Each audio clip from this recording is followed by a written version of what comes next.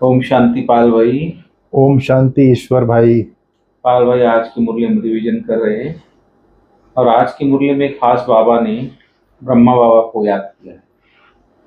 तो बाबा बोला कि बाप उसी तन में आता है जो सबसे पहले पहले पुजारी बनता है, वही पूज्य भी था। पहले सबसे पहले पूज्य ब्रह्मा ही था।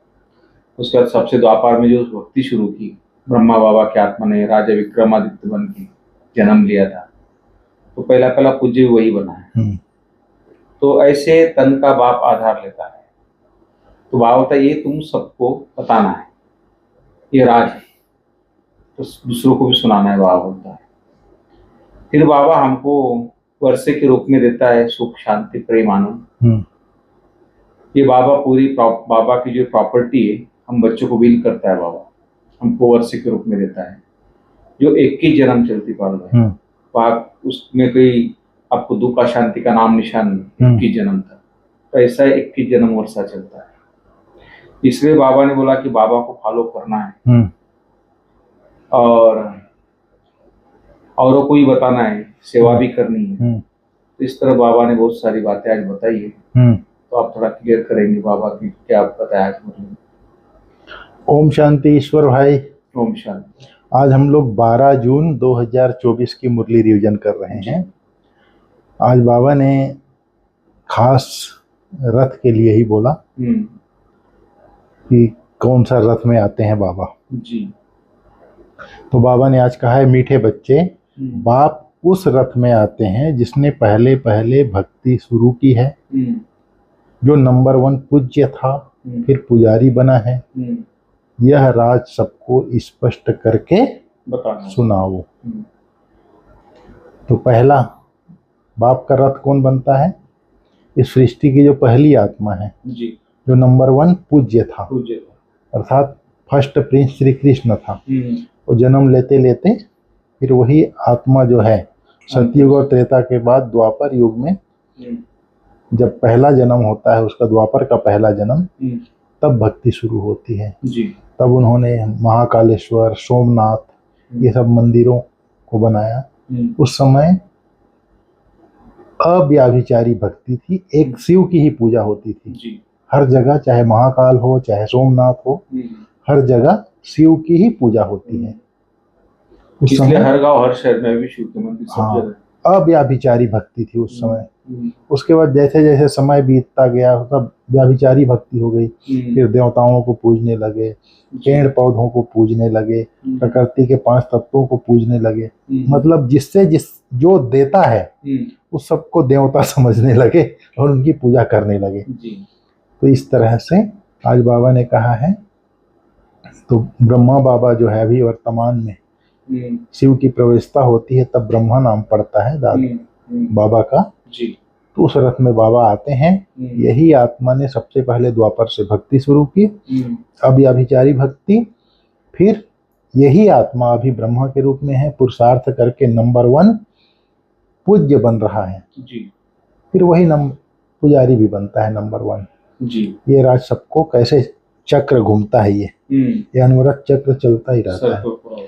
आज बाबा ने कहा है, बाप अपने वारिस बच्चों को कौन सा वर्षा देने आए हैं? बाबा ने कहा है, बाप सुख शांति प्रेम का सागर है, यही सारा खजाना वह तुम्हें विल करते हैं।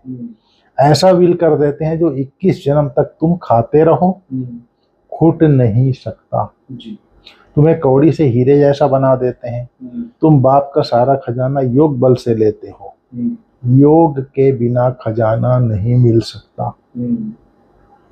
जब तक आप उससे जुड़ेंगे नहीं, योग नहीं लगाएंगे। याद की यात्रा बाबा, जैसे हम यहाँ बैठे हैं, अपने माता को पिता को याद करते हैं तो उनकी शक्ल तुरंत याद आती है ना, वैसे ही परमात्मा ज्योतिर्बिंदु है और हम ज्योतिर्बिंदु हैं। मैं अपने आप को ज्योतिर्बिंदु समझा तो परमात्मा ज्योति मेरे बुद्धि में झूलने लगी, दिखने लगी। जैसे यहाँ बैठे बैठे कोई भी चीज को याद करते हैं तो बुद्धि से दिखाई देने लगता है ना, वैसे ही याद करना है। तो जब तक उससे योग नहीं लगाएंगे, याद नहीं करेंगे उसको, उसके साथ संबंध नहीं जोड़ेंगे, तब तक खजाना मिल नहीं सकता। उससे आपको योग लगाना ही पड़ेगा परमात्मा से, अगर परमात्मा से वर्षा लेना है तो। अगर नहीं लगाएंगे तो वर्षा नहीं मिलेगा, खजाना नहीं मिलेगा, उसके साथ जा करके कंबाइंड होना ही पड़ेगा। फिर बाबा ने आज कहा है, अब शिव निराकार भगवान, अब शिव भगवान निराकार को तो सभी मानते हैं, एक ही निराकार शिव है जिसकी सब पूजा करते हैं, बाकी जो भी देहधारी है उनका साकार रूप है। पहले पहले निराकार आत्मा थी, फिर साकार बनी है। हम आत्माएं जब परम धाम से आती हैं तो निराकार थी, इस शरीर को धारण करके साकार बनी है, साकार बनती हैं, शरीर में प्रवेश करती हैं, तब उनका पार्ट चलता है, तब आत्मा का पार्ट चलता है। मूल वतन में कोई पार्ट नहीं है। जैसे एक्टर घर में बैठे हैं तो नाटक का पार्ट नहीं है, स्टेज पर आने से ही पार्ट बजाते हैं। आत्माएं भी यहाँ आकर शरीर द्वारा पार्ट बजाती है। पार्ट पर ही सारा मदार है, बाबा ने कहा है। आत्मा में तो कोई फर्क नहीं है, आत्मा में भी फर्क नहीं है, परमात्मा में भी कोई फर्क नहीं है, पार्ट पर ही सारा मदार है। जैसे तुम बच्चों की आत्मा है वैसे इनकी भी आत्मा है, ब्रह्मा की भी आत्मा है। बाप परमात्मा क्या करते हैं, उनका ऑक्यूपेशन क्या है वो जानना है। कोई प्रेसिडेंट है, राजा है, यह आत्मा का ऑक्यूपेशन है ना। आत्मा का प्रेसिडेंट है, प्रधानमंत्री है या राजा है, आत्मा का ऑक्यूपेशन है। यह पवित्र देवताएं हैं, इसलिए इनका पूजा जाता है। फिर बाबा ने कहा है, आत्माएं जब परम धाम से आती है उस समय पूज्य थी, लेकिन अभी बाबा कहता है, ज्ञान चिता पर बैठे हो संगम युग में। जब 4 युग पूरा होता है, लास्ट में बाबा आते हैं, आकर के ज्ञान देते हैं। अभी तुम बच्चों को बाप बैठ समझाते हैं, ज्ञान चिता पर बैठ गोरे बनो, काम चिता पर बैठ काले बन पड़ते हो। देवताएं वाम मार्ग में जाकर भिखारी बन पड़े, फिर उनका नाम देवता तो रख नहीं सकते। वाम मार्ग में जाने से काले बन पड़े हैं, यह निशानी दिखाई है। बाबा ने कहा, शिव बाबा तो काला बनता ही नहीं है, वह तो हीरा है। जो तुमको भी हीरे जैसा बनाते हैं वह तो कभी काला बनते नहीं, उनको फिर काला क्यों बना दिया है? बाबा ने आज कहा, कोई काला होगा उसने बैठ काला बनाया होगा। अच्छा। शिव बाबा कहते हैं, हमने क्या दोष किया जो मुझे काला बना दिया है?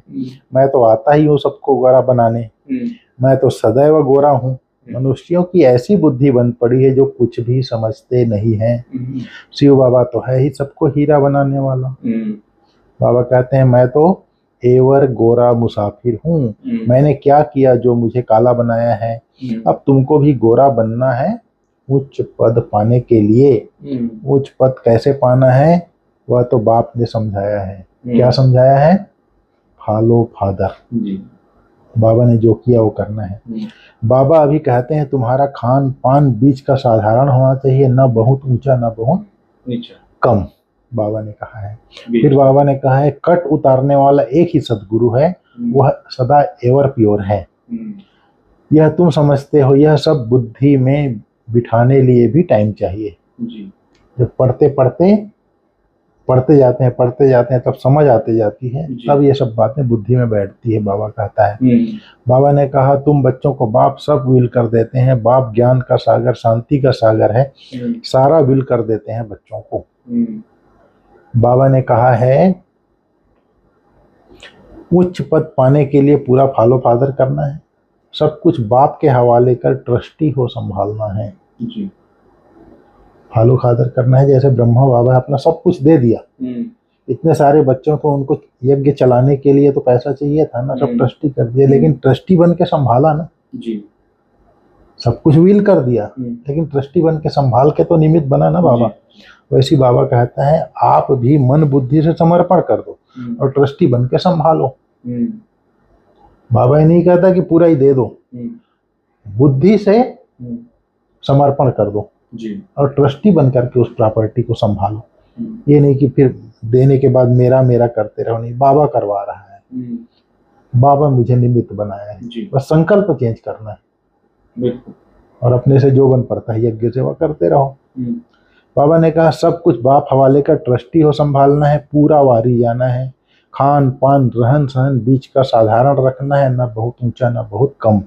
बाप ने जो सुख शांति ज्ञान का खजाना विल किया है उसे दूसरों को भी देना है, कल्याणकारी बनना है। आज बाबा ने वरदान दिया है, पवित्रता की गुह्यता को जान, सुख शांति संपन्न बनने वाली महान आत्मा भाव। बाबा ने कहा पवित्रता के शक्ति की महानता को जान, पवित्र अर्थात पूज्य देव आत्माएं अभी से बनो जी। ऐसे नहीं कि अंत में बन जाएंगे, यह बहुत समय की जमा की हुई शक्ति अंत में काम आएगी। पवित्र बनना कोई साधारण बात नहीं है।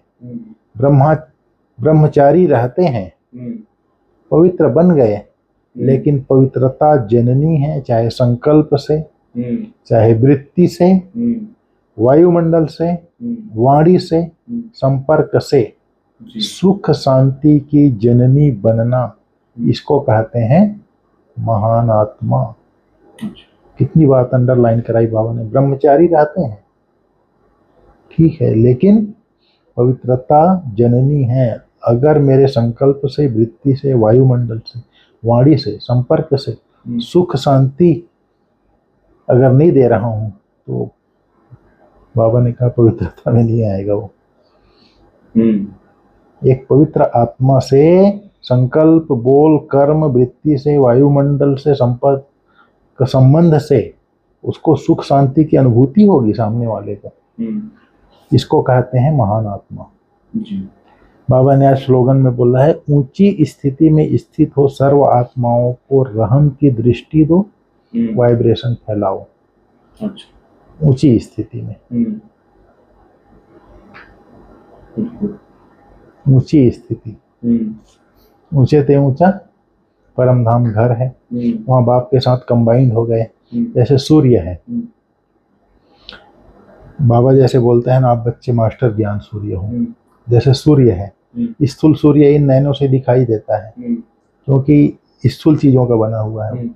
हम आत्माएं भी मास्टर ज्ञान सूर्य हैं, चमक रही हैं, लेकिन वो इस ऐसी धातु की बनी हुई इन स्थूल नेत्रों से दिखाई नहीं देती। लेकिन वैसे ही हमको सूर्य की तरह देख करके मैं आत्मा मास्टर ज्ञान सूर्य शिव बाबा के साथ कंबाइन हूँ, वैसे ही वाइब्रेशन फैल रहा है। ये विजन करते हुए आत्माओं को वाइब्रेशन देना है बाबा ने कहा। ठीक है ईश्वर भाई, ओम शांति।